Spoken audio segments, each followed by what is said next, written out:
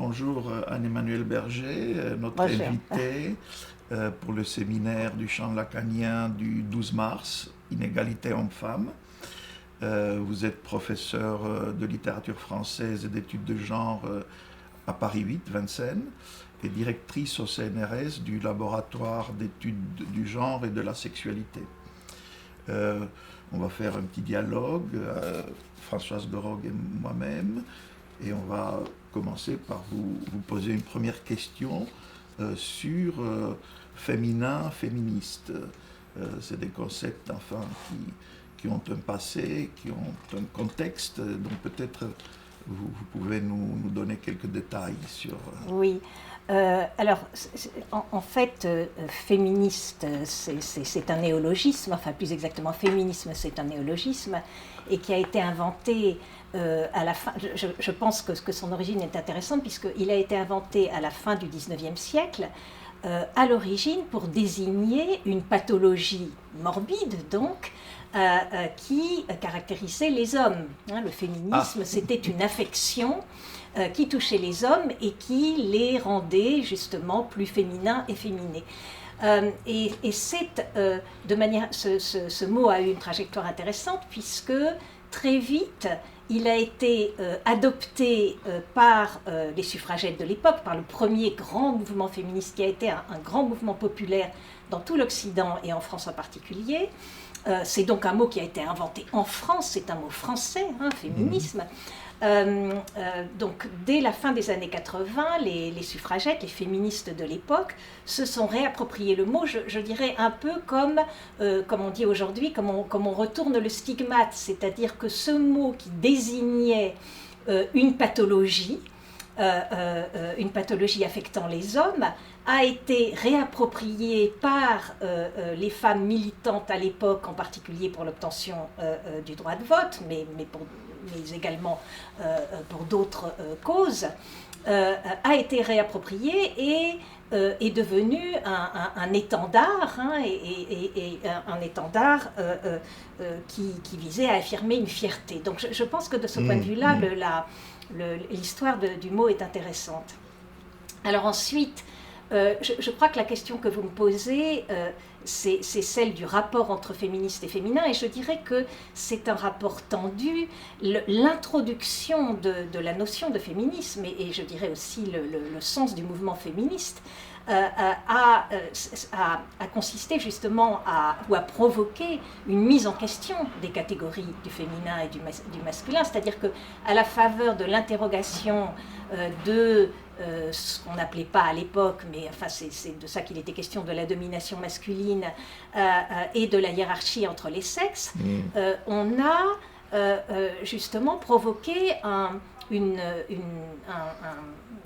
trouble de ces catégories justement oppositionnelles, hiérarchiques, binaires, du masculin et du féminin, de sorte que je dirais que le féminisme a creusé l'écart avec le féminin. Du moins avec ce que on entendait sous le mot féminin dans son rapport avec le masculin, tel qu'on le concevait de manière banale, doxique, etc. Donc,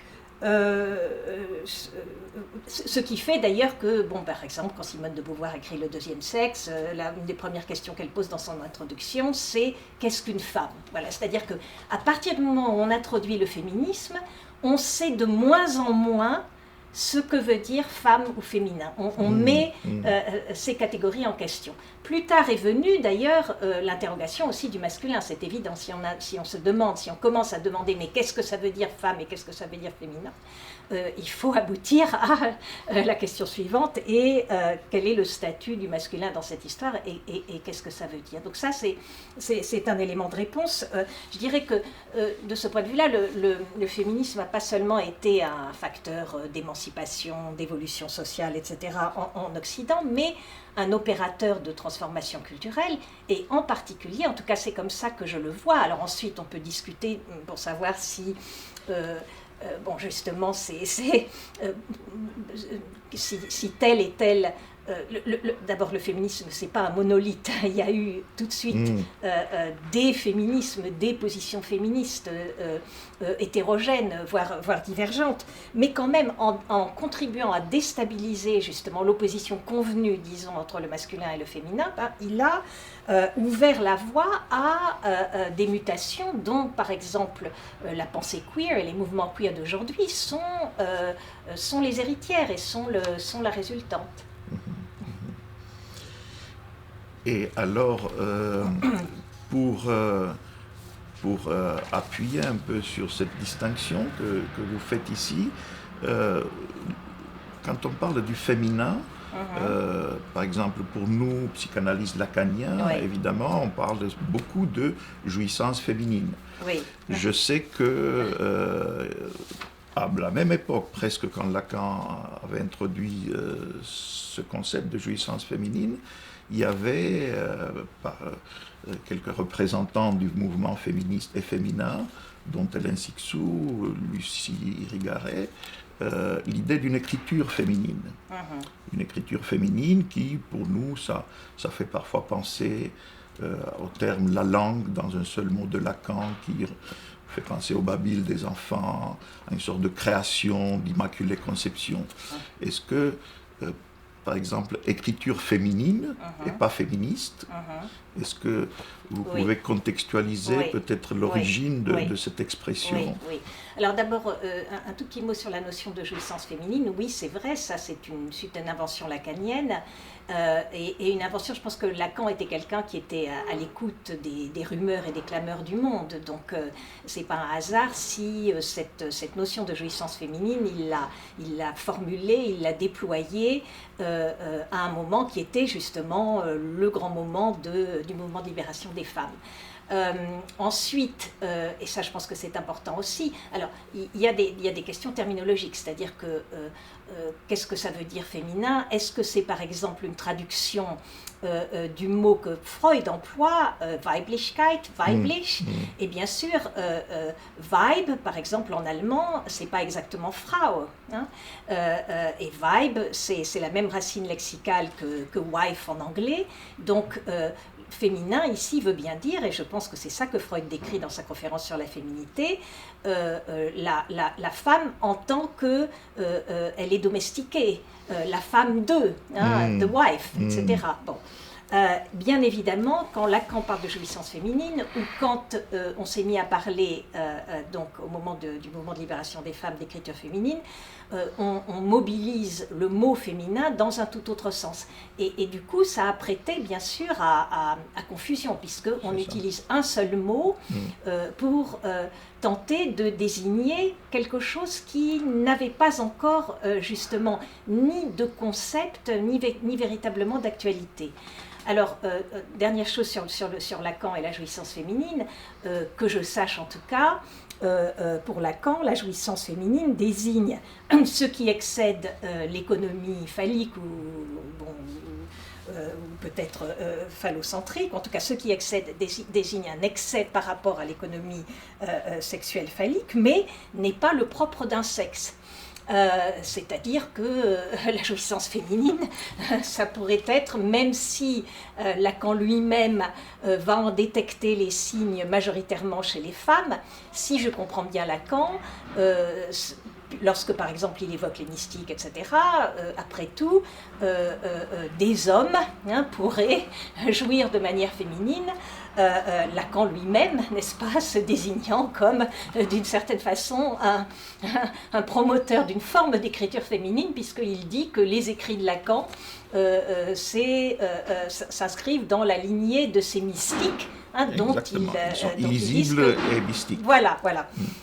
Donc là, on est avec la notion lacanienne dans les parages de quelque chose, effectivement, qui fait écho à cette notion d'écriture féminine. Alors, ce que je voudrais dire, je voudrais effectivement contextualiser un peu cette notion de diverses manières. Écriture féminine, c'est une expression datée, c'est une formule datée, mais au sens où elle appartient à une certaine époque et où elle a fait date, c'est-à-dire où d'une certaine façon elle a fait événement. Alors, elle est datée aussi parce qu'elle relève d'un certain contexte, et ce contexte, vous l'avez évoqué, c'est effectivement Hélène Cixous qui a employé et déployé la formule dans deux textes qu'elle a écrits, je dirais, au moment le plus fort et le plus inventif de la décennie MLF, donc 70-80, disons, ce sont des textes qui datent de 75, c'était Le rire de la méduse et ensuite Sortie. Mais alors, qu'est-ce que ça veut dire et avec quoi c'est en rapport? D'abord, donc, c'est une émanation justement du mouvement de libération des femmes. Or, le mouvement de libération des femmes en Occident en général et en France en particulier, et ça je trouve que c'est très intéressant, ça a été un mouvement littéraire. C'est-à-dire que beaucoup des femmes qui ont participé à ce mouvement, alors ça a été un mouvement très populaire, mais beaucoup des femmes qui ont animé ce mouvement étaient à divers titres, et quelle que soit leur divergence politique, des femmes de lettres. Vous prenez Monique Wittig, qui avait déjà eu d'ailleurs un prix littéraire et qui faisait sa thèse avec Barthes. Vous prenez Antoinette Fouque, qui faisait aussi une thèse avec Barthes. Et puis vous avez eu, ça a été ce moment, cette décennie, a été un moment véritablement d'explosion, effectivement, de paroles, comme on disait à l'époque, hein, c'est aussi le titre d'un essai d'Annie Leclerc, Paroles de femmes, d'explosion de paroles. Ça a été ça le mouvement de libération des femmes de cette époque-là, c'est que c'était un mouvement de libération de la parole. Et aussi, et ça va avec, et l'écriture féminine, enfin la notion d'écriture féminine se fait l'écho de cela, ça a été aussi bien sûr un mouvement de libération des corps. Puisque les grandes revendications de la décennie, comme nous le savons, c'était le droit à disposer de son corps à travers alors la contraception qui était déjà plus ou moins acquise en France, mais aussi l'avortement, d'où aussi toutes les thématiques de l'époque, critique du viol, etc. Enfin bon,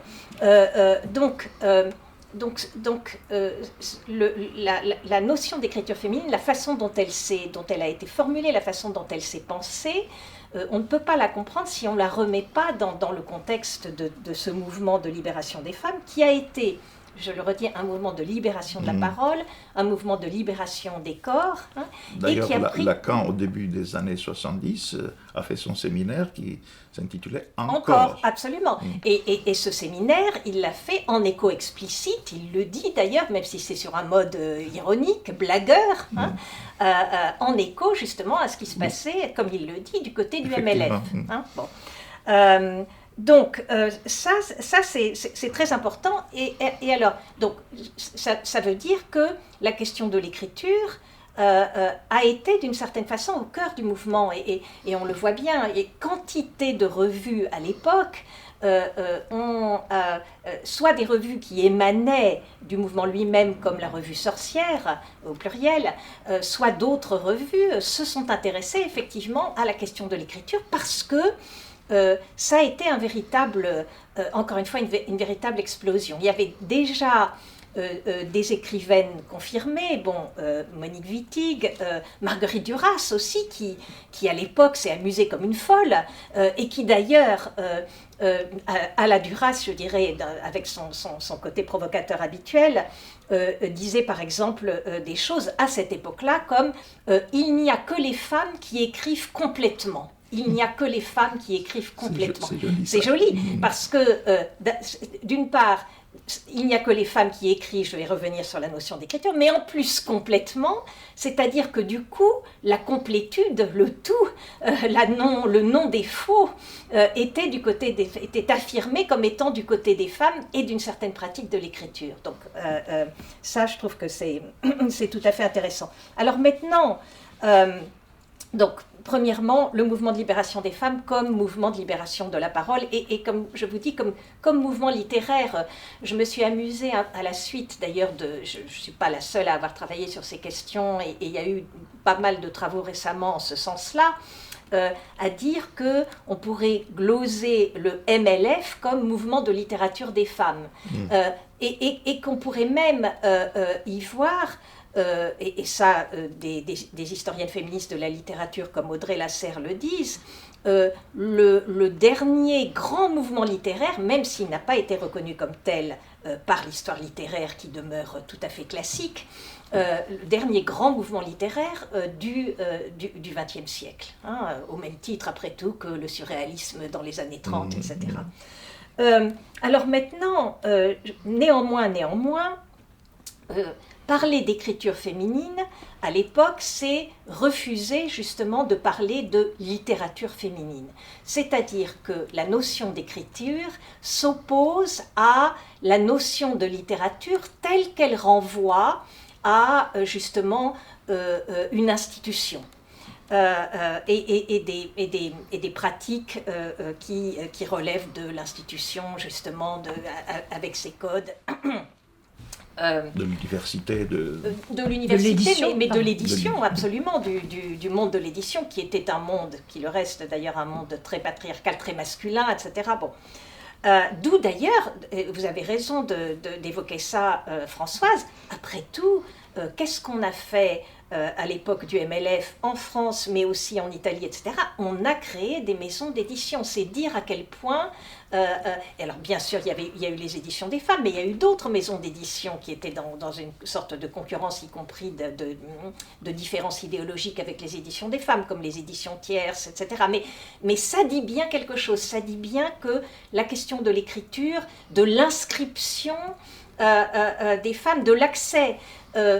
alors de l'accès des femmes à la parole dans un contexte qui était à la fois un contexte social, mais qui était aussi un contexte culturel, et qui était aussi un contexte intellectuel dans lequel on déniait aux femmes, justement, la capacité de parole. Alors, revenons quand même à encore, puisque vous l'évoquiez, de Lacan, même si on peut montrer que Lacan, dans encore, d'une certaine façon, se déconstruit lui-même à plus d'un égard, en tout cas c'est mon point de vue.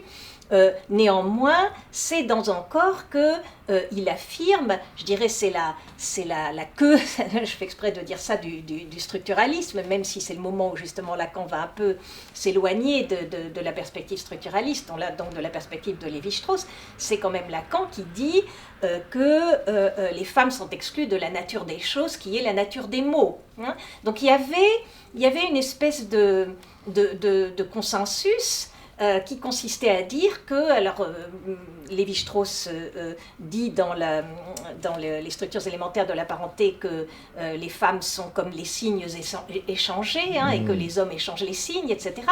Donc qu'est-ce que ça voulait dire ? Ça voulait dire quelque chose, bien sûr, ça témoignait d'une situation historique et symbolique, à savoir que les femmes étaient plus objets de parole que sujets de parole, mais voilà pourquoi la révolution des femmes à l'époque a consisté à dire, eh bien non, nous sommes aussi des sujets de parole. D'où, bien entendu, la centralité de la question de la parole et de ce qu'on appelait parole à l'époque, et donc aussi de la question de l'écriture. Alors, je reviens à la notion d'écriture et à sa différence avec la notion de littérature. Il y avait déjà, les femmes rentraient dans le champ littéraire avec un passif, et ce passif, c'était la notion de littérature féminine.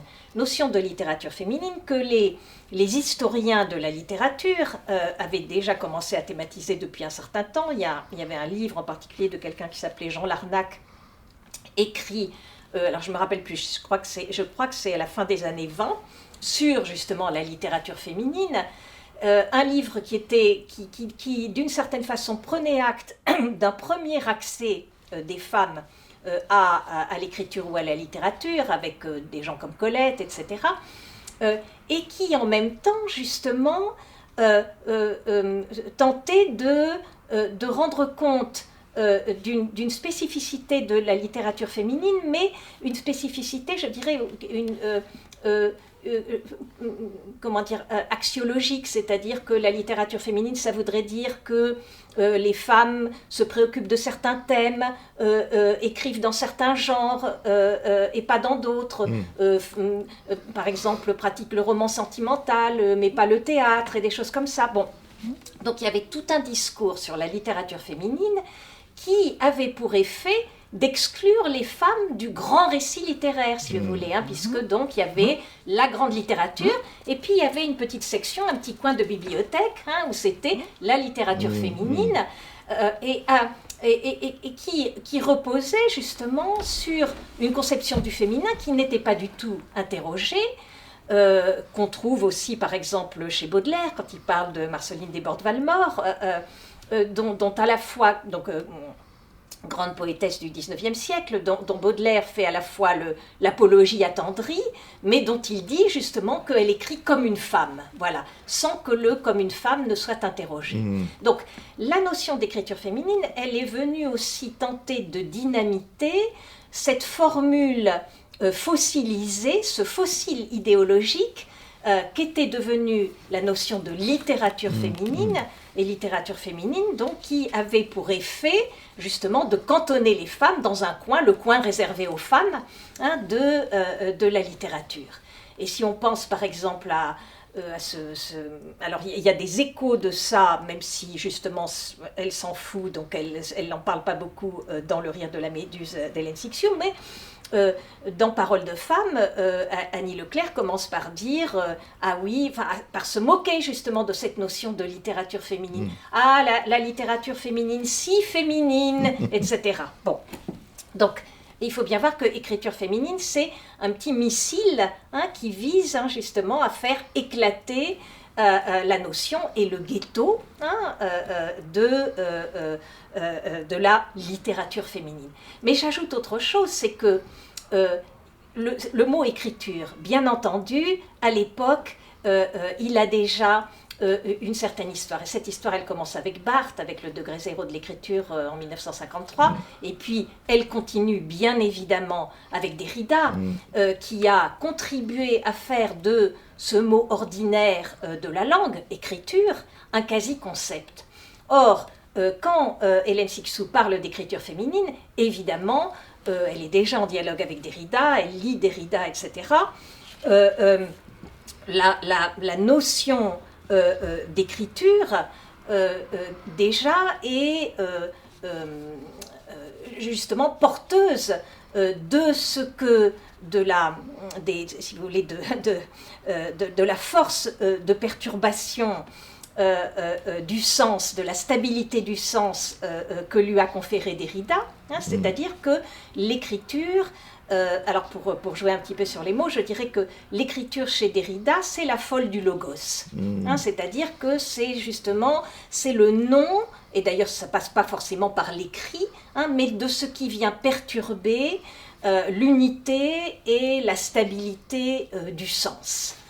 Y compris du sens et du mot phallus, donc ce qui vient perturber ce que Derrida a interrogé sous le nom de phallogocentrisme. Alors pourquoi est-ce que je dis ça? Parce que du coup, qu'est-ce que ça veut dire? Ça veut dire que d'une certaine façon, parler d'écriture féminine, c'est presque une tautologie.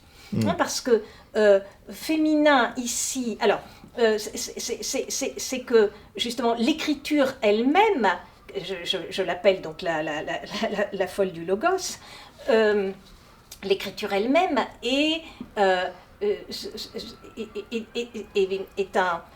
une manifestation de la résistance à un ordre, si vous voulez, stable de la signification, un ordre androcentrique. Et donc, dire écriture féminine, c'est simplement redoubler, d'une certaine façon.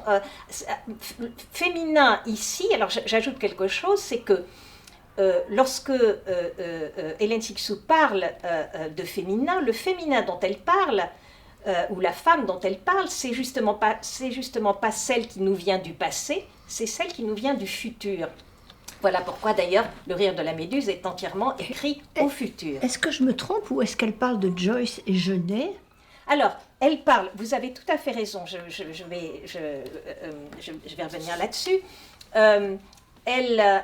Alors, c'est pas de Joyce qu'elle parle, elle parle, alors je dirais d'une part, il y a un intertexte rimbaudien très présent. Bien sûr. Mais d'autre part, vous avez raison, dans Sortie en particulier, elle donne comme exemple de l'écriture féminine, non pas, ou pas seulement, alors je crois qu'elle, elle évoque Colette, peut-être aussi Marguerite Duras, mais elle s'appesantit surtout sur Shakespeare, Kleist et Genet. Vous avez tout à fait raison. Alors, ni Shakespeare, ni Kleist, ni Genet ne sont des femmes, c'est-à-dire ne sont des femmes au sens où ils ne sont pas de sexe femelle. Et donc, ça dit bien en ce sens, or ça a été, vous le savez sans doute, lorsque on a reproché à Hélène Cixous une forme d'essentialisme, etc., c'est-à-dire qu'on a lu ce qu'elle disait sur l'écriture féminine comme si justement il s'agissait de revendiquer une littérature féminine. C'est tout le contraire. C'est tout le contraire, on est bien d'accord. Donc, voilà, c'est féminin ici, c'est simplement un outil comme chez Derrida, pour interroger justement le refoulé du phallogocentrisme.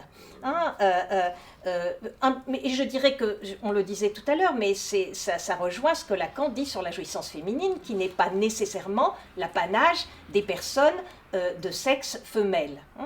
D'ailleurs, il ajoutait que c'est un supplément à la jouissance, disons, toute phallique. Oui. La décomplète et elle ne s'universalise pas. C'est ça dans le sens plus de l'écriture féminine comme missile, comme folle du logos, c'est-à-dire quelque chose en plus. Oui. En tout cas, Cixous glosait cette notion qu'elle-même donc avait mobilisée en la qualifiant d'écriture insurgée. Ça veut dire, c'est donc une écriture qui se veut perturbatrice, qui veut faire exploser justement les codes, les binarités, etc. Elle est la première à écrire qu'on ne peut pas savoir à partir de ce moment-là ce qu'il adviendra de la différence masculin-féminin, et peut-être que justement les bouleversements en cours, disait-elle à l'époque, feraient naître un bouquet de différences au pluriel nouvelles. Oui. Alors moi j'aime bien ce jeu sur différences sexuelles déesses. Oui. Bon, parce que après Lacan il a parlé de la déesse en parlant, ou alors on peut parler de Robert Graves, enfin. Donc je trouve que ce côté déesse, et au fond finalement, est-ce que c'est pas un peu du côté d'Ifrau? Je ne sais pas justement. Du côté de... d'Ifrau. Vous remarquez que Freud, il y avait Weib et Frau. Alors oui, si bien sûr. C'est, en tout cas, encore une fois, ce féminin dont il est question, c'est, comme le dit, comme elle l'écrit dans Le Rire de la Méduse, elle dit « elle arrive ». Elle arrive, ça veut dire qu'elle fait événement. Elle n'est pas déjà là, c'est pas l'ancienne femme. Donc féminin ici, c'est bien sûr l'ambiguïté du mot, c'est qu'on utilise un mot très ancien et déjà surchargé de connotations fossilisées pour décrire, ou plutôt écrire, célébrer l'avènement de quelque chose qui n'a pas encore eu lieu. Voilà. Ancienne et nouvelle, c'est vraiment important pour l'avenir et la dynamique. Exactement. C'est pour ça que je pensais à Louise Labbé comme ancienne. Oui. Voilà. Dont d'ailleurs on dit que c'était un homme, enfin. Oui, alors ça... tout est querelle, on n'a pas le temps de parler de ça. Ça n'a pas d'intérêt massif. Oui. Mais vous savez, on a dit aussi de Shakespeare que c'était pas lui qui avait écrit, etc. Voilà. Mais je crois que c'est très important, enfin vous avez raison de le souligner Françoise, de dire que les exemples que Cixous donne d'écriture féminine ne sont pas forcément justement des exemples de textes de femmes. Et ça dit bien justement que ce n'est pas un mot qui vise à dénoter l'appartenance de sexe.